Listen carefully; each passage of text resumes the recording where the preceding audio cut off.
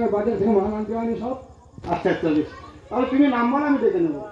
উত্তমা হারিনি। উত্তমা হারিয়ে বলে আসবি তো? হ্যাঁ, তবে সম্মান দিয়ে রেখো, তোমার থেকে বয়স অনেক বড়। ঠিক আছে, আমার থেকে বয়সে বড়, আমি সম্মান দিয়ে দেবো। কারণ এখন আসি। নমস্কার। নমস্কার। বলে উত্তমা হারিনি